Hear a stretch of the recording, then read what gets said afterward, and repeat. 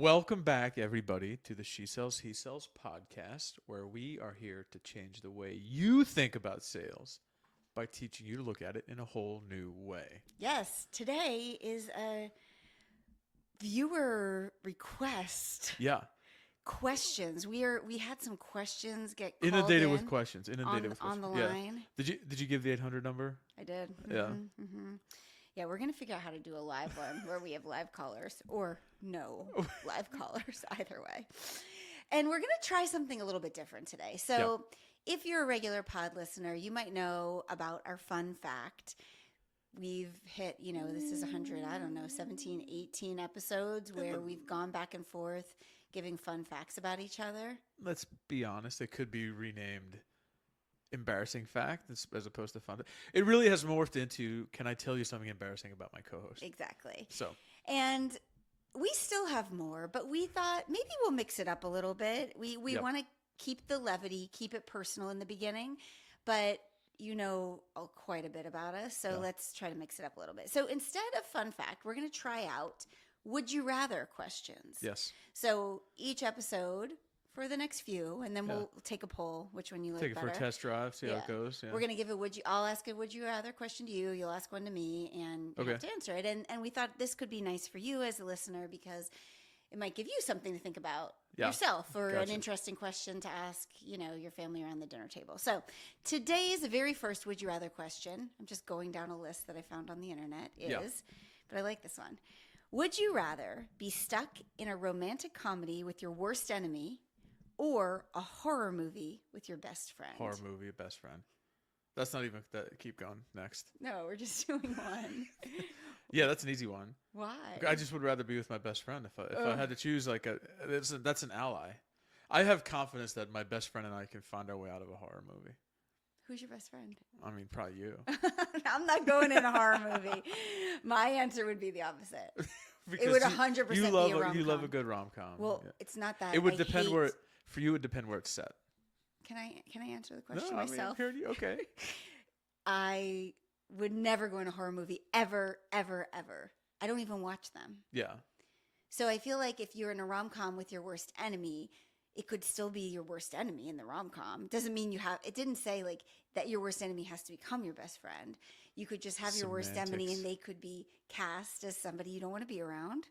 And then you could just have your own cast of characters, It could be like when Sally's worst enemy was actually Harry, but fun fact, at the end it wasn't. Oh, that kind of mirrors our relationship. That's a story for another day. All right. Not anymore. But anyway, the correct answer in my brain is if you're there with your best friend, you figure it out. I mean, especially if your best friend is like a MacGyver type of person, right? I think if I brought Randy with me, I would bring you, if I had to, I would definitely bring you into the horror movie because that's your vibe, but I would be the worst person to bring in. I would protect you. I would protect you. I would just be screaming and trying to run away and wish it away. Okay, that's well, a good was one. Fun. Yeah, that was fun. I thought originally when we talked about this, then I was going to get to do one immediately after, but I guess I'll wait. Do you have one? I mean, no, I'll save it for later. Keep listening, folks. Okay, all right. I feel like it's one, and then we answer the same Let's one. get to it. So, ask your friends and family what you think. That's a about good that. question, though. I do like the way that's worded. Yeah, and speaking of questions, we're going to dive into some questions. So these are questions that are mostly all business-ish related.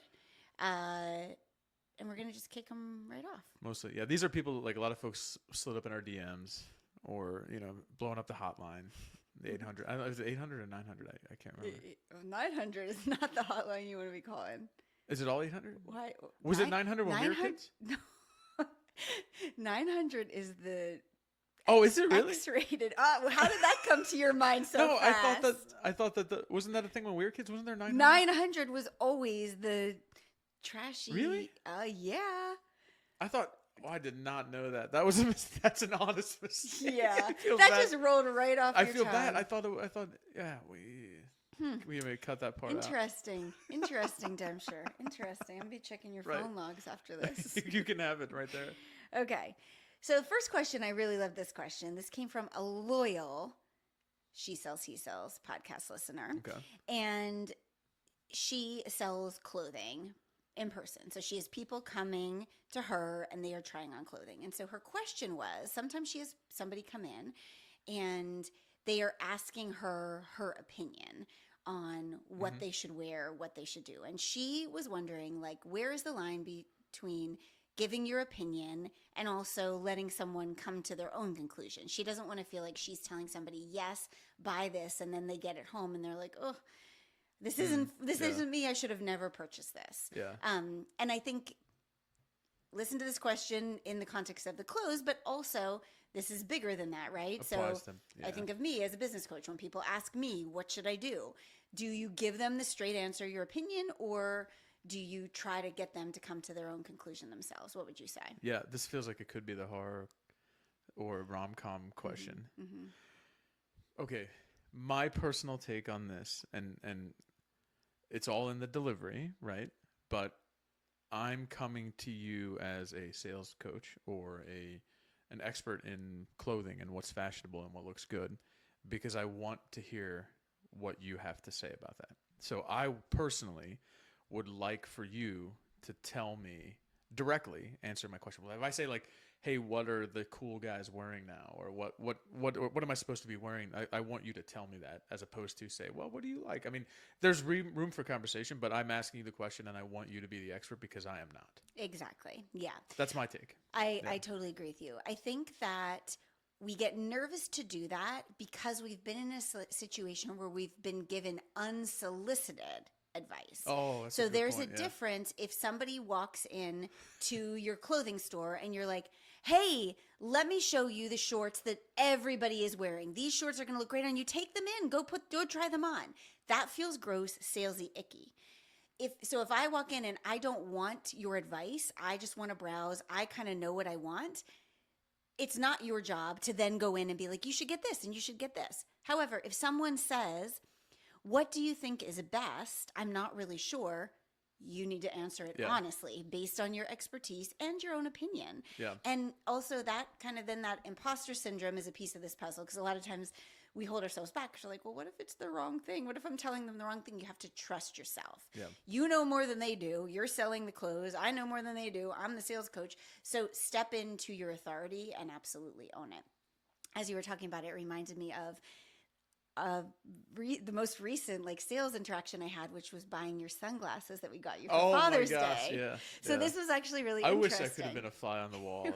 I've heard it from you and all the three kids that are all telling me the same. It First of all, I told the kids when we got in the car, I'm like, I feel like dad, because it was Friday, Father's Day was Sunday. And that's normally you all load up all the kids to go buy my birthday gift or Christmas gift like a day or two. But what did you say? I don't even know. What were you doing? We did run other errands. What was I said doing? we're running here. Working. Yeah. Oh. And so we got in the car with the kids and I was like, I feel like dad. And they were like, this is so dad. This is not you. Because normally... Aww. Warms my heart, you guys. Well, they were kind of busting you. Normally, I plan in advance and order online, but I knew you wanted sunglasses. I didn't really know what kind you wanted, and so I was like, let's just go in person. So we went to Dick's Sporting Goods, honestly, because there's not I really wanted to go to Nordstrom, but that's too far away from where we live. So we went to Dick's, and we walked in, and there's this guy standing right in the entrance, and he's like, hey, do you guys need any help? And I said, can you point me in the direction of the sunglasses? Because I saw that one... It's by the checkout, and I saw where just all the ones you can try on, and I was like, shoot, don't they have any nicer ones? And he said, oh, there's a case. Those are the cheaper ones, and then there's a case of higher end ones right behind it. So we knew we wanted to get you a nice pair of sunglasses. So we were looking at the case, but you can't touch anything. So you have to have the involvement of a sales rep.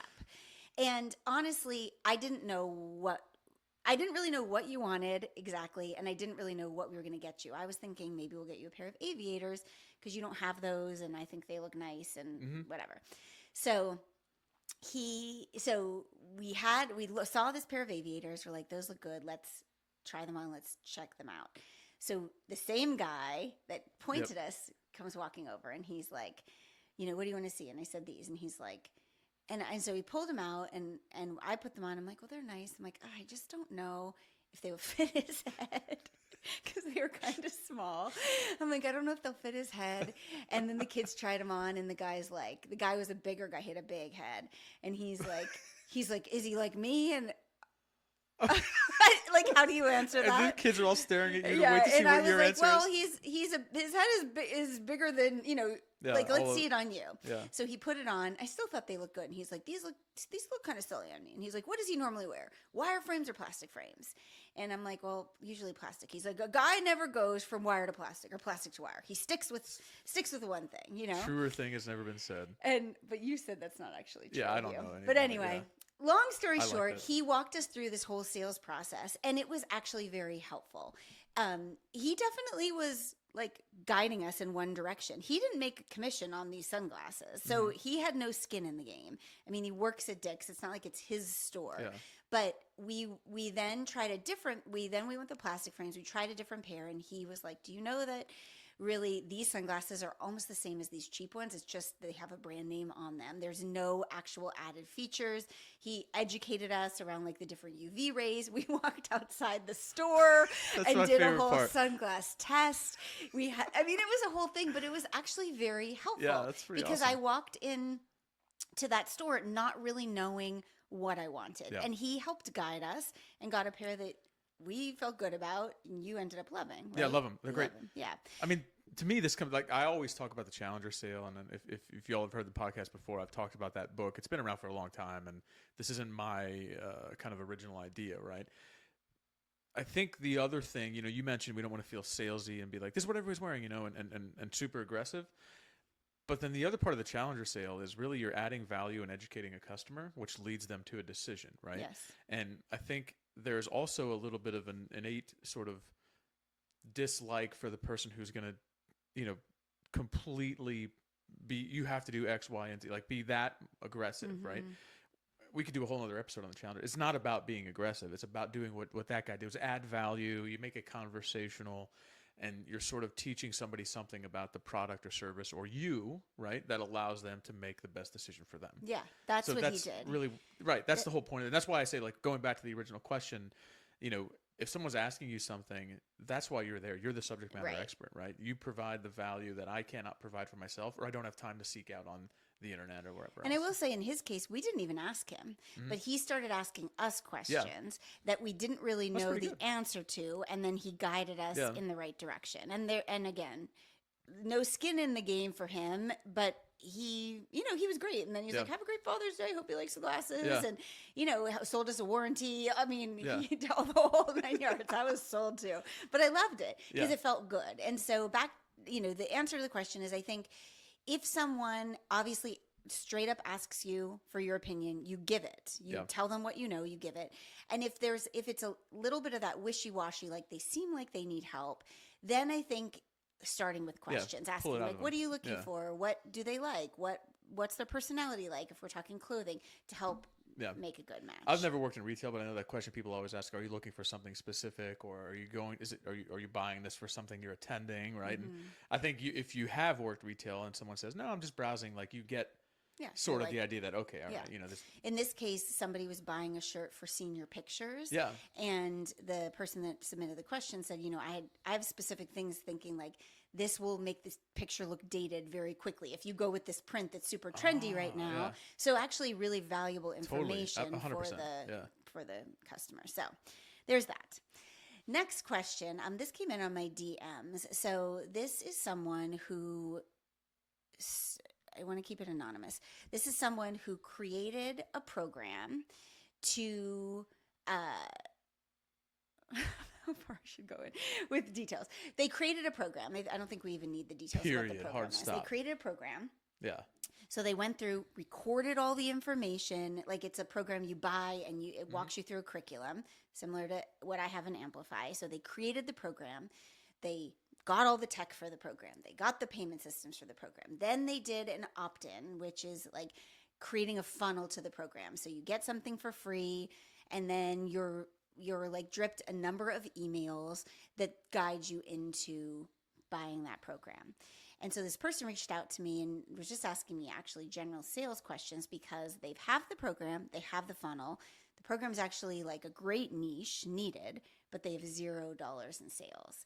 And so the question was, like, what's wrong? What do I need to do? Why isn't this working? Yeah. Two things. First of all, don't feel bad. this happens a lot, and not just in the entrepreneurial space. This happens in the quote unquote business world, corporate America as well, right? So the idea of having a great product or putting so much time and energy into releasing a new product and then not having great sales happens all the time. So this is not a knock on you, and this shouldn't feel like, why can't I figure this out when everybody else seems to? Not the case. That's the first thing. Second thing is, and I would say this, and the same thing that I've said for many years of my career, think about all the energy and effort you put into building that course, your IP, right? All the energy and effort you put into making sure that course is available online, walking through all the beta website things, doing all that stuff. Have you put that much concerted energy and effort into actively selling your course? Outside of the funnel. Outside of the funnel. My guess would be, and I'm not knocking whoever this is, my guess is probably not, right? I think what happens is a lot of people, you can't see the forest for the trees when you're that deep in it, right? You've built what is likely a great product, and you spent a lot of, countless hours building that product, that whether you admit it to yourself or not, you've convinced yourself that it will somewhat sell itself. All we need is a couple of emails, people will jump on board, and this part will take care of itself, right? It just doesn't work that way. And that's not a knock on this person. That's just factually, in my mind, that's a fact across the board. Yeah.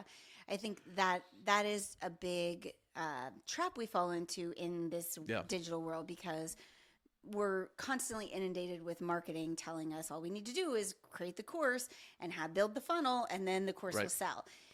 But within the funnel, is the messaging locked in? Yep. So is the funnel leading people through kind of the psychological buyer's process? And are you selling the transformation? Are you really painting the picture of what life will be like with this thing? Are you selling the stakes? Are you showing data and proof, which is hard to do if no one's taken the program yet? So there are ways to do it, but you don't have a lot of screen grabs because you don't really have the data.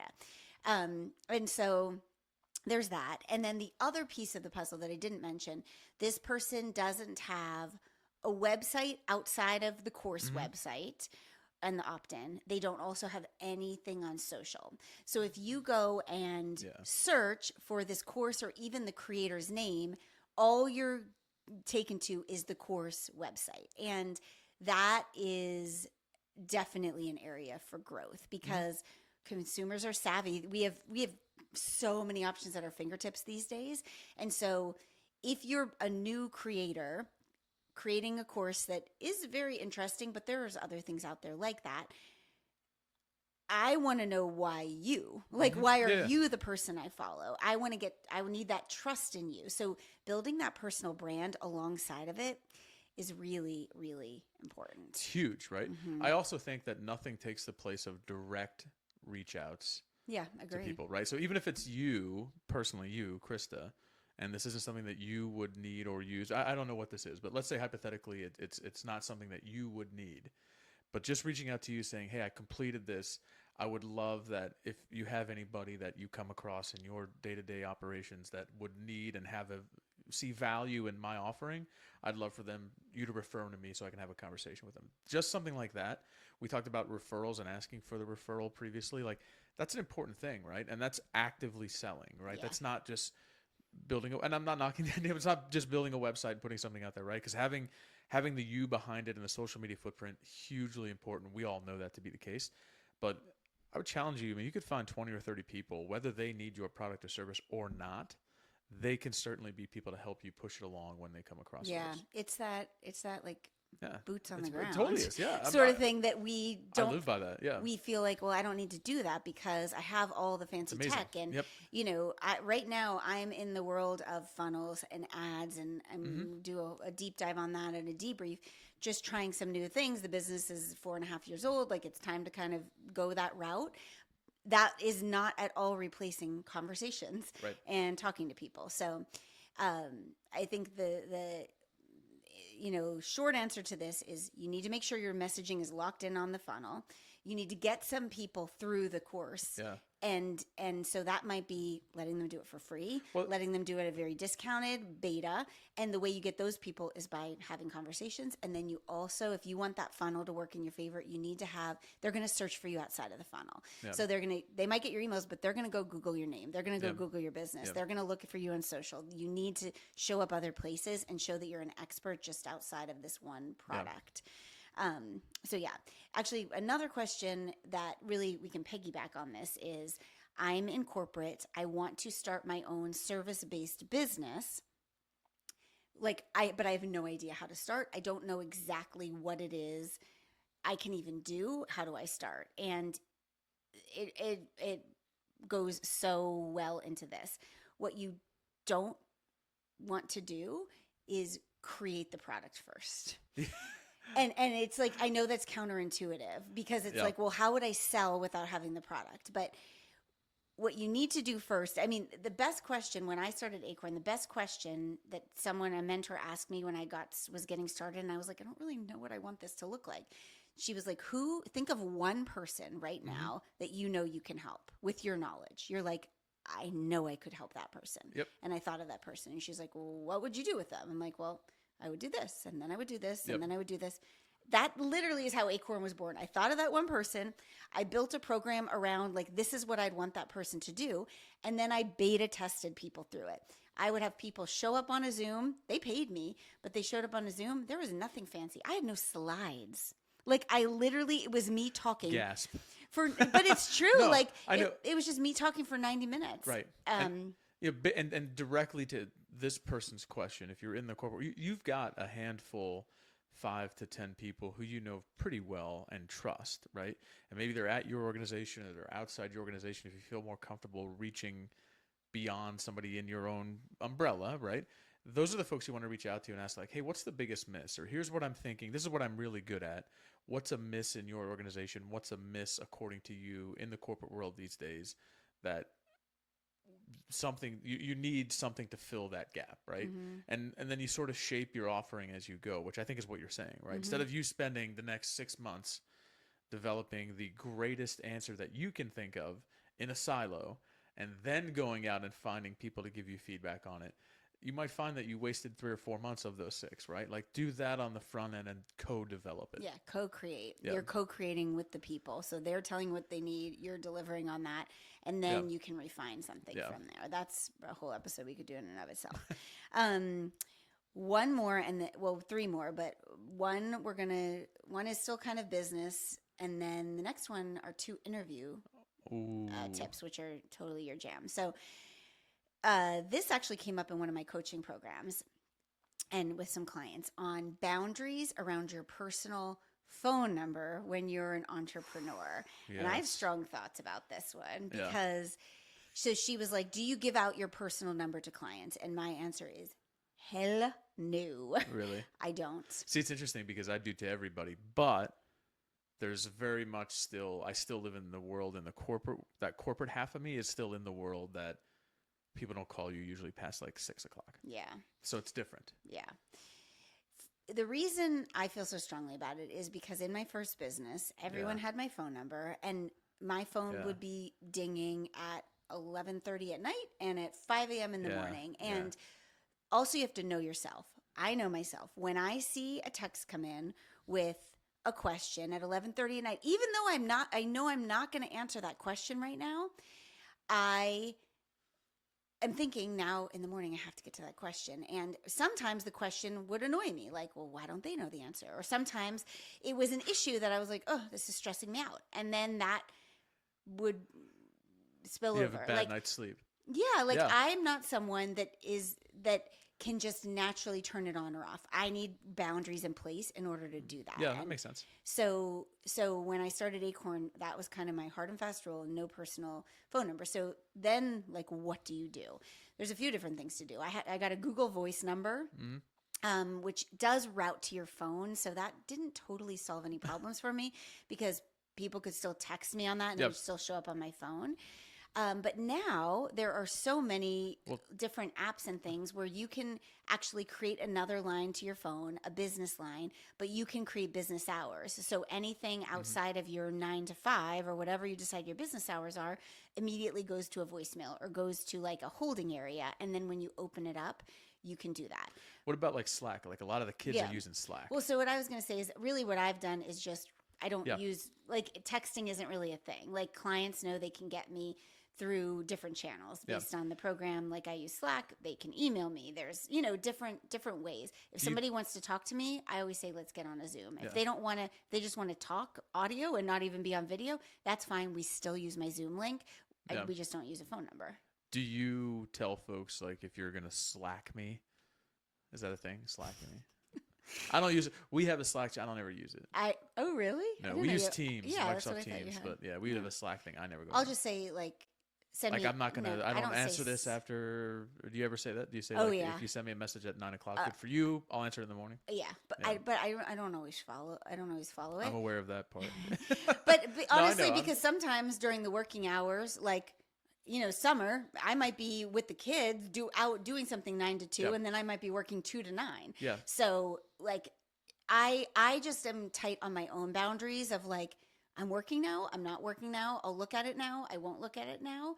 I think the important thing is setting that expectation. Exactly. Yeah. But I always say, even in like my one-on-one, and I give like Voxer support or Slack support, I will say like Voxer support available 9 to 4, Monday through Friday. Now, I tell them, send me a message whenever you want it, but no, that's when I'll get back to you. Yeah. So just with boundaries, you just have to be super clear, stick to them yourself. I've had zero problems with people not respecting those boundaries. And that's a lie we tell ourselves. Like, well, they need to get me. I had somebody be like, well, this is a value add that they can get in touch with me at any time. I'm like, no, you're just telling yourself that. They actually don't care that much. Like, unless you're, a heart surgeon, there's nothing that, for the most part, things can wait. Yeah. And nobody has that sense of urgency. We wrap it up in ourselves because we feel like, oh, everything's so urgent and I want to be available and I want to make them happy. Yeah. People don't need that. They don't. So, all right, let's wrap it up with 2 interview tips. So if you're interviewing, this is outside of the entrepreneur world, corporate world. Gotcha. Not my forte. I'll put my little corporate hat on. Yeah, it's not my forte. 2 questions that come up all the time. Yes. First one, which is almost how every interview starts. Okay, so tell me a little bit about yourself. Yes. What are your top tips when you hear that? Answering it or asking it?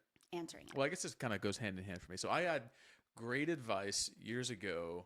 And somebody told me this, and they said to me, when that question is asked, whether you are the interviewer or interviewee, it doesn't really matter what you're saying, it's what you say first, right? So if you ask somebody, tell me about yourself, what they say first is generally the thing that's they're most identified with or most sort of close to their heart, right? So somebody says, if I'm in an interview, somebody said, tell me about yourself. I said, well, I live in Maryland. I've got a wife. I've got 3 kids. We've got a busy, like the first thing you say is the thing that matters most to you, right?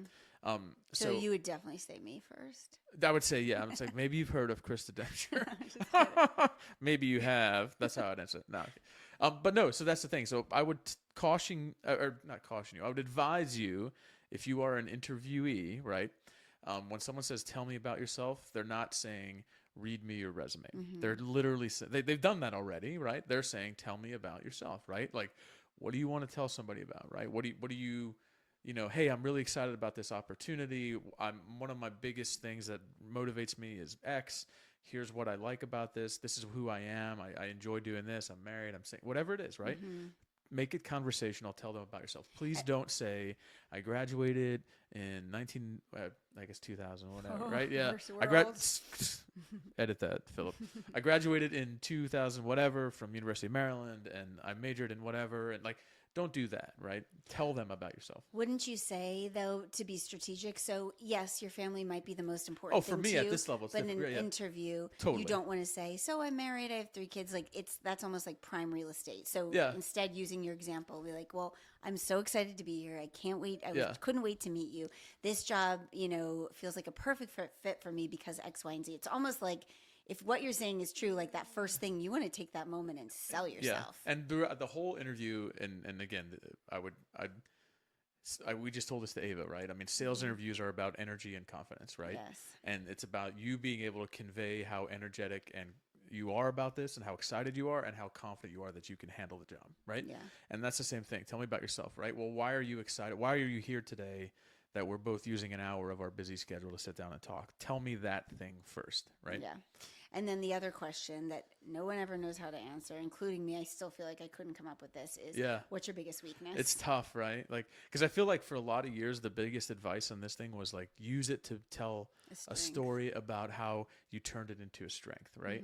I don't know. I think most people have kind of gotten over that. Most interviewers, hiring managers now have gotten to the point where like, okay, I get it, right? And they just want an answer, right? And I think, again, the higher the level you go up in the things you're interviewing for, the I hate to say it this way, but the more honest you can be about those types of things, right? Somebody can ask me, you know, what's your biggest weakness? And I think I can honestly say, like, without, you know, I'm like, hey, I'm great at A, B, and C. I got to be honest, I don't donate enough time to things that I find to be like rote, like Salesforce. Yeah, Salesforce, Expense like reports. CRM, right? Customer relationship management, expense reports, all those things that I consider to be like not needle moving events that oftentimes don't rank high in my list of things to do every day, right? And I can be really honest about that at this level, right? If I'm because you know the jobs that you're interviewing for, they don't require that as a skill. What they're looking for, right? Right? Yeah. So what if though like, let's say it's an entry-level sales job and staying on top of Salesforce is really important to the success of the job. But you know your strengths are really in the customer relationships and like closing sales, but you know you kind of suck at updating Salesforce. And if you're not familiar, Salesforce is just like a software that helps you keep track of sales interactions, right? Yeah, it's like people ever call CRM. Yeah, customer relationship management. So what if you know that about yourself? Yeah. Would you still say that? Yeah, I mean, I think you got to figure out how to say it. You can't say, you know what, I'm really not good at is maintaining relationships with my customers, right? Like tracking. Tracking. I know what you're saying, but you don't want to come across as saying something that you're not trying to say. It's my point, right? So to me, I think you can answer the question directly and say, hey, you know what, historically, if this is your first job, what are you supposed to say, right? I don't know how to answer that. If this is my second sales job, right? And someone says, tell me about your weakness, and be like, you know what? In the past, at my last position, I did not do a great job with this. I'm still working at it. I've decided that for me to continue to improve at this, I'm blocking off an hour every week to keep getting better at it. And you turn it into like an honest answer, and you didn't turn it into a strength and how you work so hard at it, or you didn't tell me a story about, your biggest weakness is I work so hard I can never put my phone down, or that kind of stuff. Like, don't do that, right? I think it's a short, direct answer. And again, most hiring managers, for those of you out there that are interviewing, just understand that most hiring managers are, again, asking this question to hear how you answer it. Not because they really care. Right. Yeah. Far more than like, what is your weakness, right? Like, it's far more than that, right? I think that we should just all band together and say no one's going to ask that question anymore. Yeah, I don't ask that anymore. I mean, I think tell me about yourself, I think, is really interesting, right? The other thing that I think is really important, if you're an interviewee, what's far more important than having a good answer to tell me about your biggest weakness is having good questions to ask the hiring manager or interviewer at the end of the interview. Far more valuable. I promise you that, And so doing some research. Figuring it out. Even if it's hard to do research, I mean, a great general question to ask and to build off of is like, the folks who are in your organization now that are very successful, what do they do better than other people? I ask that. People who ask me that when I've interviewed them, I've asked that when I've been interviewing. Like, that is a conversation starting type of question, right? That's a good one. Yeah, that is good. Yeah, because I'll tell you the other hint that I got. The same guy who gave me the hint about tell me about yourself told me that the best way to do this, if you're a hiring manager and you get, say, 20 resumes for an opening, right? You go through all the resumes and you put a number at the top of the resume. You rank, rate them 0 to 10, right? And you can't use 7. That was his advice, because everybody would give everybody a 7, right? Which makes sense, right? That's the one you default to, I guess. But you write a number up, and then if you say you've got a couple 6s, 8s, 9s, whatever, right? You're going to interview 4 or 5 people, and then you put a plus or minus underneath that, how they did in the interview based upon what they looked like on paper.